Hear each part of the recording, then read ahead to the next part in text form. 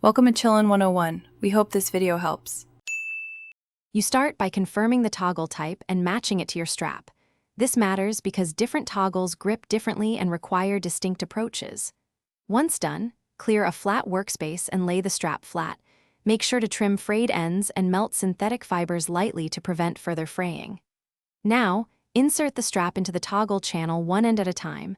Push firmly but controlled, so the toggle seats properly, which sets you up for a secure adjustment step next. You now focus on the detailed installation. Feed the strap through the toggle following the orientation marks or natural entry path. This reduces binding and wear. Then compress the mechanism, spring or cam, while pulling the strap to set length. Doing this slowly helps you feel where it grips and where it slips. Once it appears secure, cycle the toggle 5 times to seat the parts and verify smooth adjustment under load. Because consistent performance prevents sudden slippage later, you finish by sealing and trimming excess strap, leaving about 1/2 inch in case you need to rework the setup. Seal synthetic ends with a lighter, carefully. Then perform a load test at expected tension and retighten if the toggle slips. If slipping persists, swap to a larger or higher friction toggle because correct sizing matters.